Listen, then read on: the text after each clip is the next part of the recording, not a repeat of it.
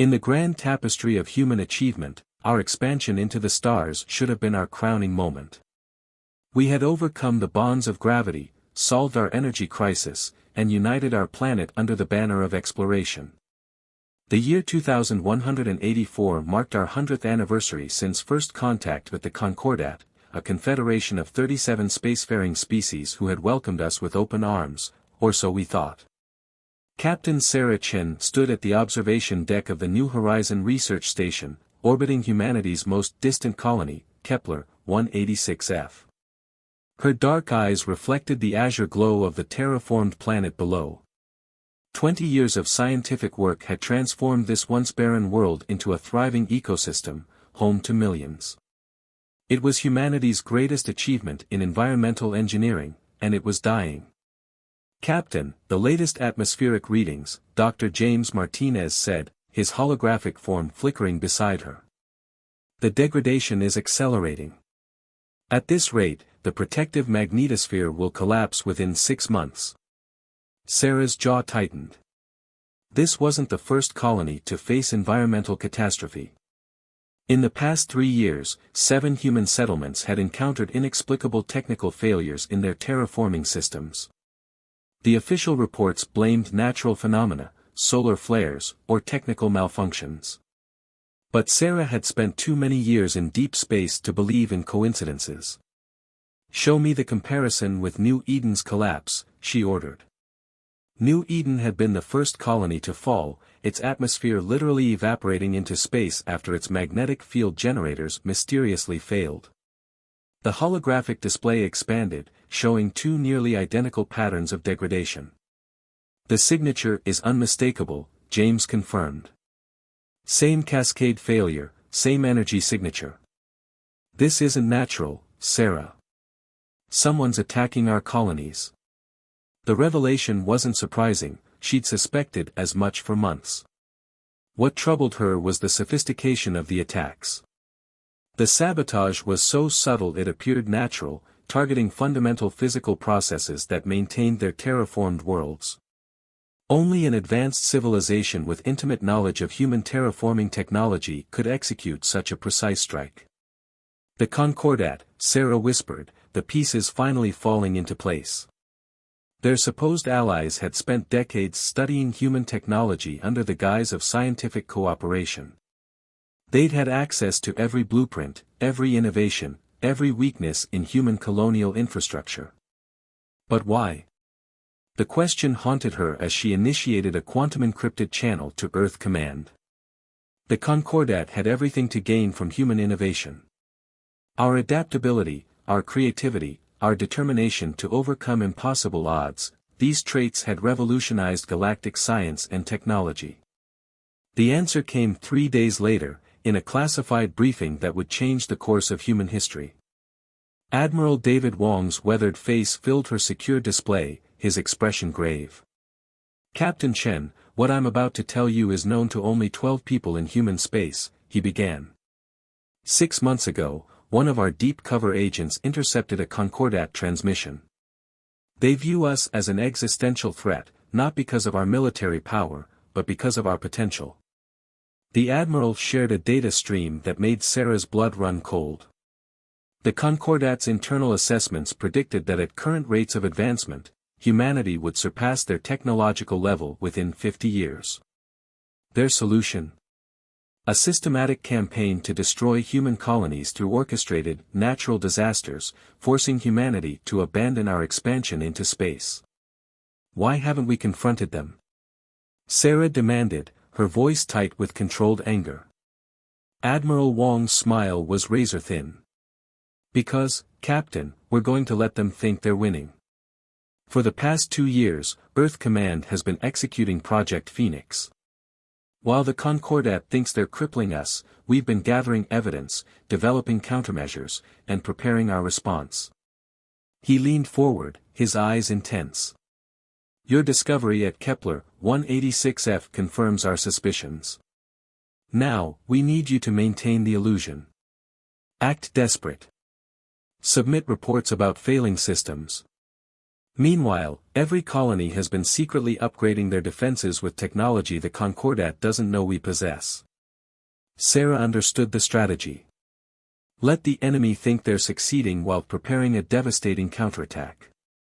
It was a game of patience, of calculated deception, and humanity was proving better at it than their would-be destroyers. Over the next 3 months, Sarah played her part perfectly. She sent panicked reports about deteriorating conditions, evacuated non-essential personnel, and made a show of trying desperately to save the colony. All while underground bunkers were being filled with advanced weaponry, and quantum-shielded facilities manufactured technology that would make the Concordat's worst fears about human potential seem quaint by comparison. The real work happened in the shadows. Engineers worked tirelessly to install microscopic quantum field generators throughout the colony's infrastructure. These devices, smaller than a grain of sand, could maintain a stable atmosphere even if the main generators failed. Similar upgrades were being quietly implemented across all human settlements. But the true masterstroke was the development of the biomechanical Phoenix ships. Hidden in underground hangars across human space, these vessels represented a fusion of organic and mechanical engineering that surpassed anything the Concordat had ever achieved. They could adapt, heal, and evolve in response to threats, much like living organisms. As Sarah watched another, failed, attempt to stabilize Kepler-186f's atmosphere, she felt a fierce pride in humanity's response to this crisis. The Concordat thought they were dealing with naive newcomers to galactic politics. They would soon learn that humanity's greatest strength wasn't our technology or our resources, but our ability to turn apparent defeat into unprecedented victory. The silent siege continued, but with every passing day, the trap drew closer to springing. Humanity had learned the art of patience from our would-be destroyers, and we would teach them the price of underestimating the human spirit. Deep beneath the Martian surface, in a facility that didn't officially exist, Dr. Elena Rossi watched as the latest prototype of the Phoenix ship pulsed with bioluminescent light. The vessel's organic metallic skin rippled like liquid mercury, adapting its structure in response to simulated weapons fire. Neural network integrity at 100%, her assistant AI reported. Biomechanical fusion remains stable under extreme stress conditions. This one's ready, Doctor. Elena allowed herself a small smile. After 3 years of relentless work, Project Phoenix had produced something unprecedented, warships that were practically alive. Each vessel contained a complex network of engineered organisms merged with quantum computing systems, creating ships that could think, adapt, and even heal themselves. Begin final integration testing, she ordered. I want to make sure it can handle everything the Concordat might throw at us. The massive underground chamber hummed with energy as various weapon systems targeted the prototype. Particle beams, plasma bursts, and graviton pulses, all reverse-engineered from Concordat technology, slammed into the ship's hull. Instead of deflecting or absorbing the attacks, the vessel's surface actually learned from each hit, restructuring its molecular composition to become stronger. Admiral Wong's hologram materialized beside her. Dr. Rossi, I hear congratulations are in order. How many ships can we field? We have 50 Phoenix-class vessels ready for immediate deployment, Elena reported. Another 100 will be complete within 2 months. But numbers aren't what makes these ships special, Admiral. It's their ability to evolve. She gestured to a holographic display showing the ship's neural architecture. Each vessel learns from combat experience and shares that knowledge with the entire fleet instantly through quantum entanglement. The more the Concordat fights them, the stronger they'll become. The Admiral nodded approvingly. And the pilots? That's the other breakthrough, Elena said, leading him to a row of specialized interface chambers. We've developed a direct neural link system. Our pilots don't just control these ships, they become them. Every Phoenix vessel is an extension of human consciousness, guided by both instinct and intellect. The neural integration program had been her personal triumph. Traditional pilots, no matter how skilled, couldn't fully utilize the ship's adaptive capabilities. But by merging human creativity with the vessel's biomechanical systems, they'd created something unprecedented in galactic warfare. What about the Lazarus Protocol? Wong asked quietly. Elena's expression turned serious. The Lazarus Protocol was the project's most closely guarded secret, the last resort capability that even most of the Phoenix Project staff didn't know about. It's implemented and tested. If they manage to destroy one of our ships, it won't stay destroyed, Wong finished. How long? 15 minutes from total destruction to full regeneration, assuming enough base matter is available. The organic components can rebuild the entire ship from even minimal surviving fragments, using any nearby materials as raw resources. The implications were staggering. The Concordat strategy relied on overwhelming force and superior numbers. But how do you defeat an enemy whose ships repair themselves, learn from every engagement, and literally come back from destruction? Meanwhile, across human space, the final pieces were falling into place. Captain Chen's reports from Kepler 186f had confirmed that the Concordat was accelerating their attacks, growing confident in their strategy's success. They had no idea that each failing colony was now protected by technology far beyond their understanding. The Phoenix fleet waited in hidden docks throughout the solar system, their biomechanical systems pulsing with potential. The first wave of neural-linked pilots had completed their training, their minds merged with their vessels in ways that redefined the boundaries between human and machine. Elena's team had even solved the final challenge, power generation. The ships didn't need conventional fuel or energy sources. They could absorb and metabolize various forms of radiation, growing stronger from the very weapons used against them. In essence, they'd created vessels that fed on warfare itself. One question remains, Doctor, Wong said, studying the prototype thoughtfully. Once we reveal what we've built, the Concordat will undoubtedly attempt to steal or replicate this technology. How do we prevent that? Elena's smile held a hint of predatory satisfaction. They can try, Admiral. But the ship's neural networks are fundamentally encoded with human brain patterns. Without human consciousness as a template, any attempt to replicate our work will fail. The ships would be just empty shells. This was humanity's true advantage. The Concordat, for all their technological superiority, had never understood what made humans unique. They saw our adaptability as a threat, but they'd failed to grasp its source, the incredible plasticity of the human mind, our ability to merge with and master new technologies in ways their more rigid psychology couldn't match. As Elena watched the prototype complete another successful test sequence, she felt a surge of pride. The Concordat had sought to crush humanity's potential, but they'd only succeeded in forcing us to evolve faster than anyone thought possible. The Phoenix fleet wasn't just a military response, it was proof that humanity's greatest achievements came in the face of existential threats. How long until the fleet is ready for full deployment? Wong asked. We'll be combat ready in 3 months, Elena replied. Just in time for the Concordat's next major offensive.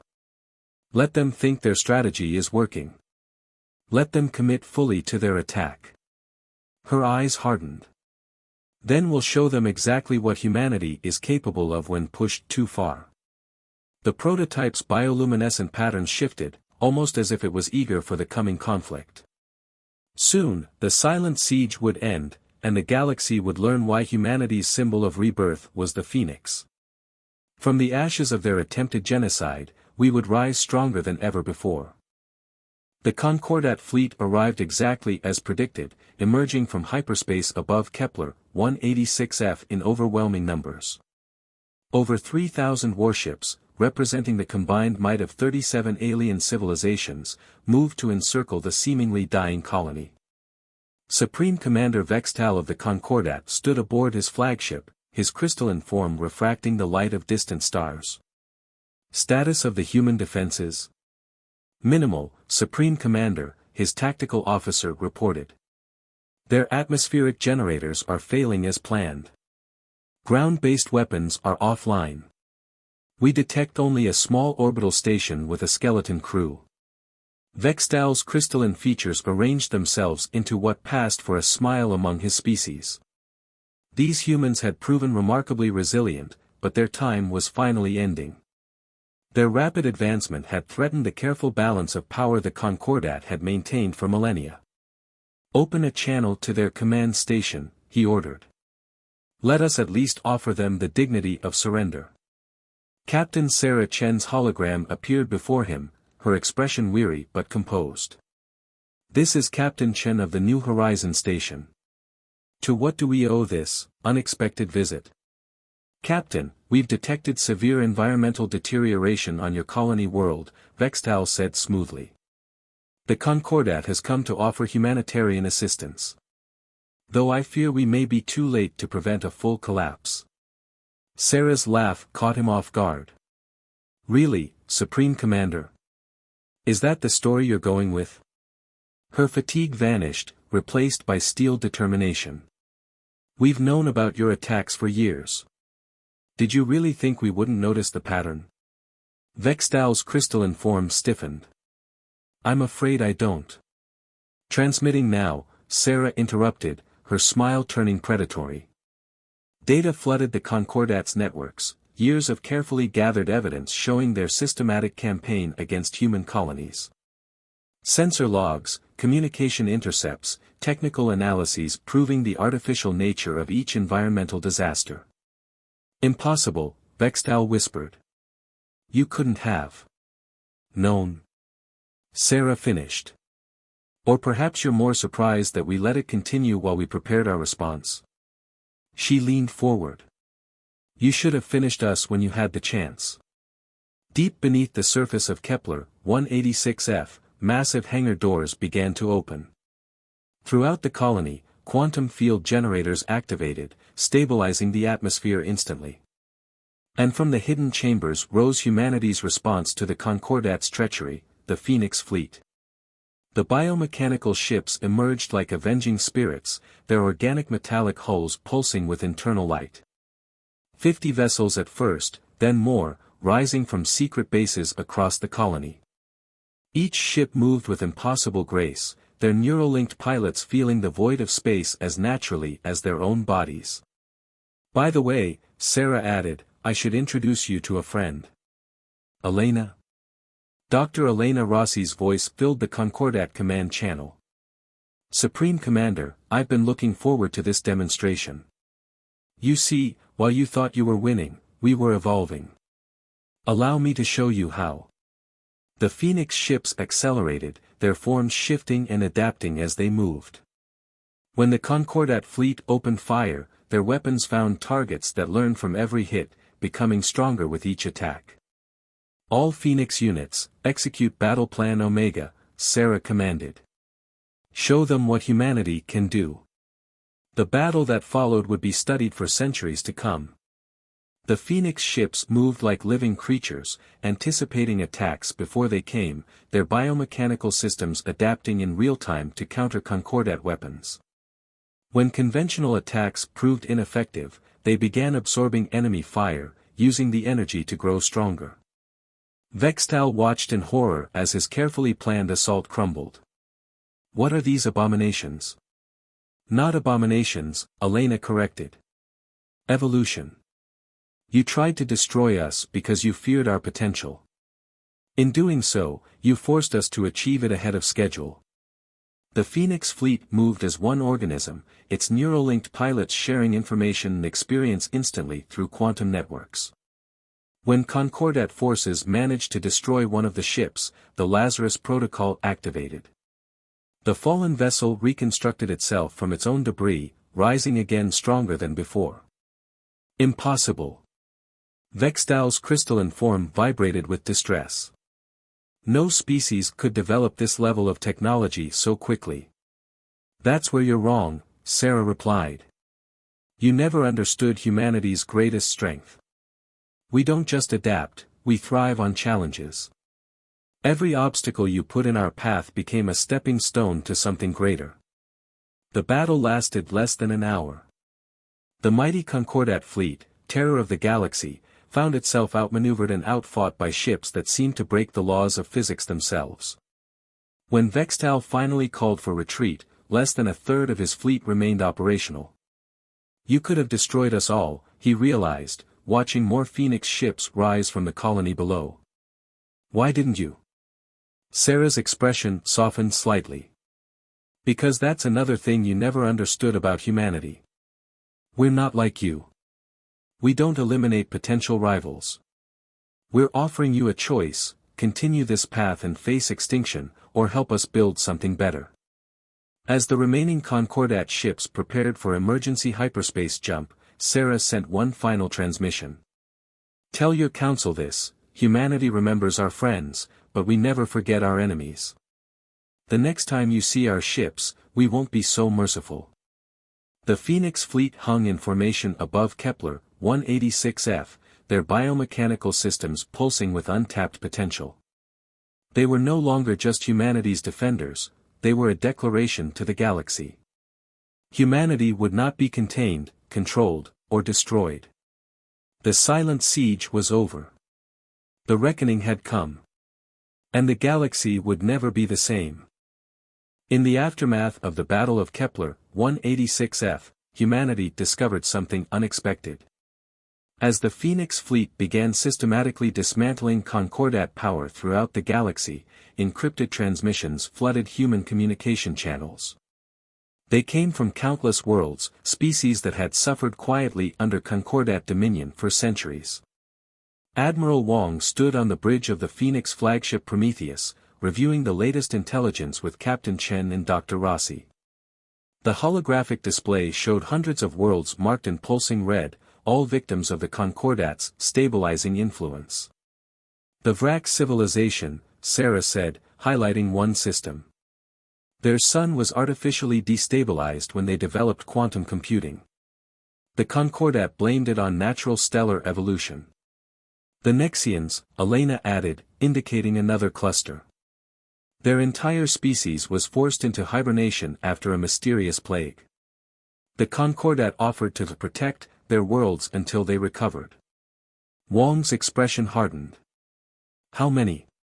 23 species completely subjugated, Sarah reported.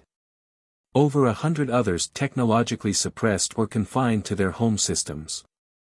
The Concordat's been playing this game for millennia, eliminating or containing any civilization that showed too much potential. The Phoenix fleet's victory had cracked open centuries of secrets.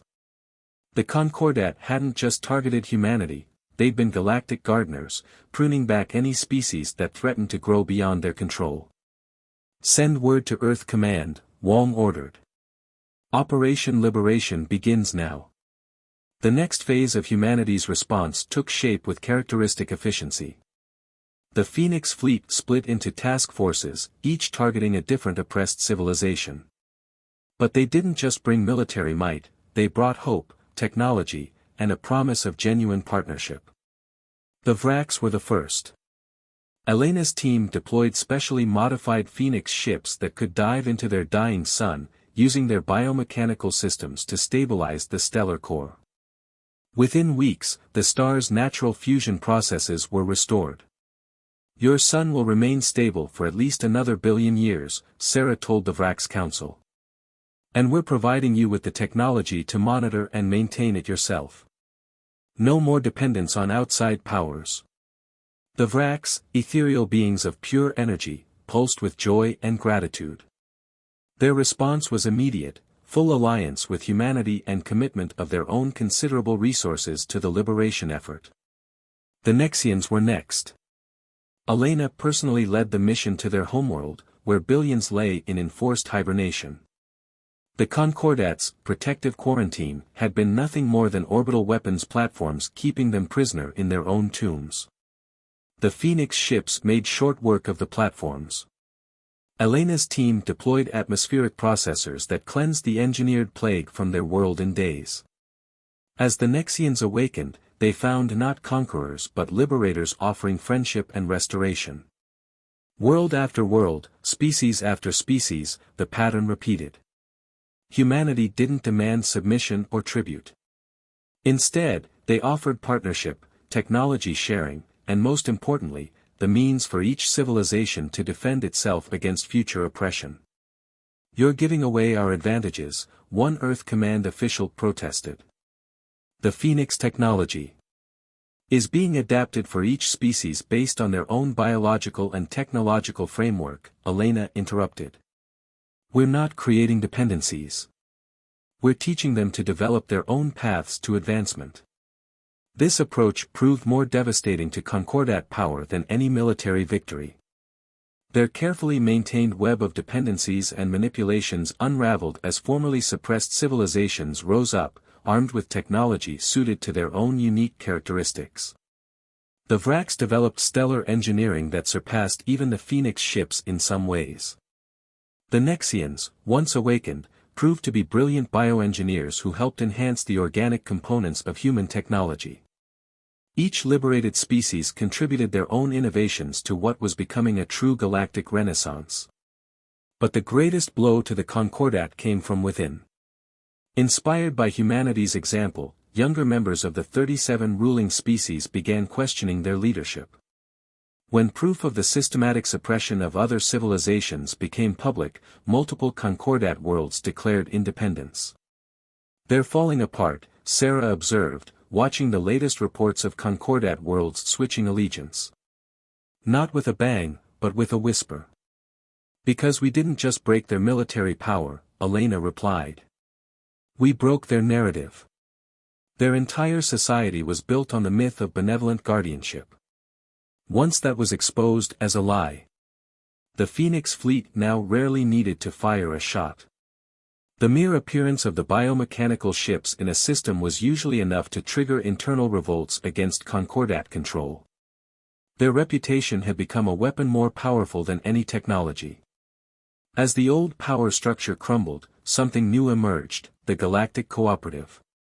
Unlike the Concordat's forced hierarchy, the Cooperative was a genuine partnership of equals. Each species contributed their unique strengths while maintaining their independence. Humanity found itself in an unexpected role, not rulers or conquerors, but facilitators of a new galactic order.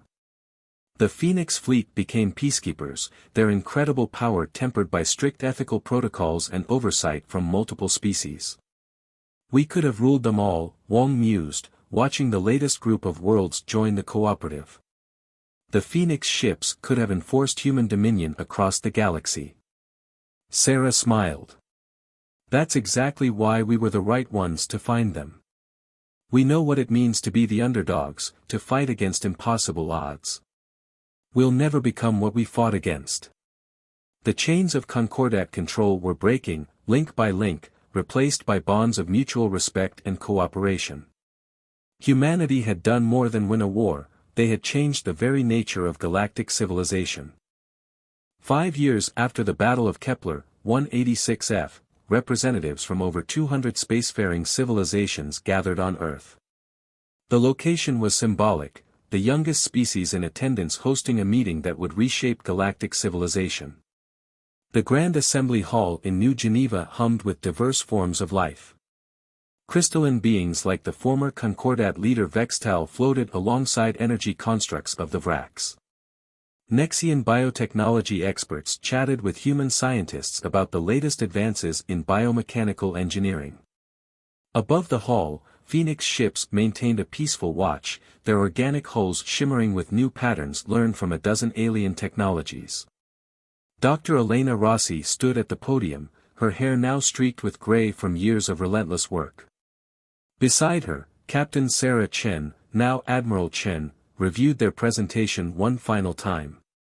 The two women had become symbols of humanity's rise, but today they would propose something unprecedented. "Distinguished representatives," Elena began, "we stand at a crossroads. The old Concordat system lies in ruins, and the cooperative we built to replace it has exceeded all expectations. But there's a final step we must take to ensure lasting peace." The hall fell silent as Elena activated a holographic display showing the latest Phoenix ship design.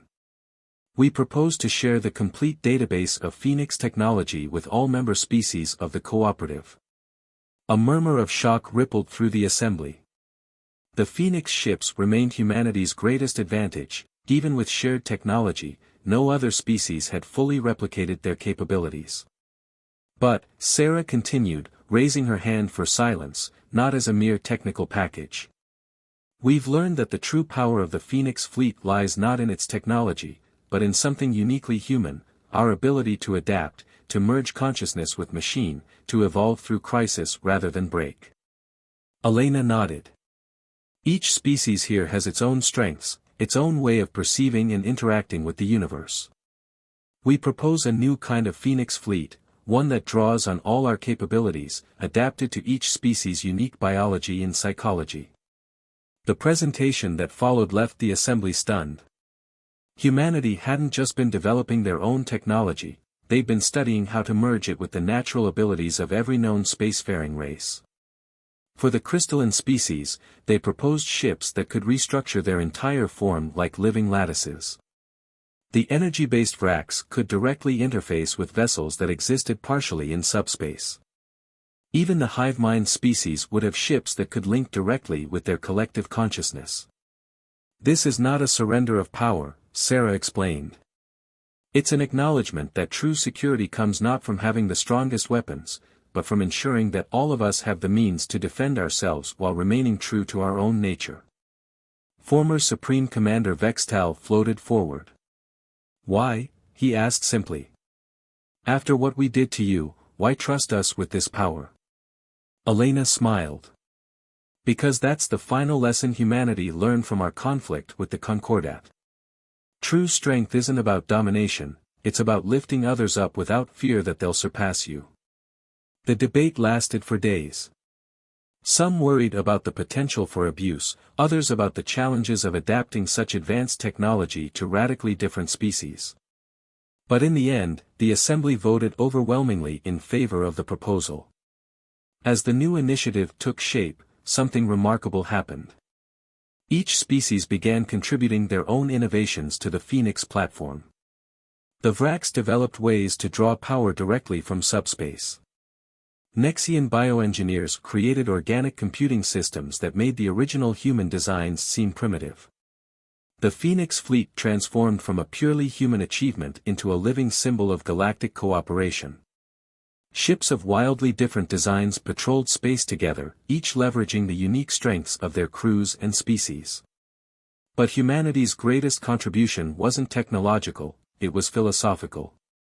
They had proved that advancement didn't require suppression of others, that security didn't demand dominance, and that diversity could be a source of strength rather than conflict. 1 year later, Sarah and Elena stood on the observation deck of the New Horizon station, watching ships of 100 different designs conducting joint exercises. The vessels moved in perfect harmony despite their differences, each one a unique expression of its creator's nature. Did you ever imagine this when you were designing the first Phoenix ship? Sarah asked. Elena shook her head. I was just trying to save our species. But somewhere along the way, we ended up saving the galaxy from itself. Not saving, Sarah corrected, transforming. The Concordat tried to force the galaxy into a single mold. We showed them a better way, unity through diversity, strength through cooperation. Below them, Kepler 186f shone like a jewel, its atmosphere now more stable than ever thanks to technology combining human innovation with Vrak stellar engineering and Nexian biotech. It was a testament to what could be achieved when species work together rather than against each other. The galaxy entered a new golden age. The Phoenix program, as it came to be known, sparked a renaissance of art, science, and exploration. Species that had been enemies for millennia found common ground in shared discovery and achievement. And humanity? They had gained something far more valuable than mere military superiority. They had become living proof that the path to greatness lay not in dominating others, but in helping them achieve their own potential. As new civilizations emerged into the galactic community, they found not the harsh hierarchy of the Concordat, but a thriving cooperative of diverse species. And at its heart, they found humanity, not as conquerors or rulers, but as teachers, partners, and friends. The dawn of this new era brought with it a profound truth: In the end, humanity's greatest weapon had not been the Phoenix ships, but our capacity for turning enemies into allies and transforming conflict into cooperation.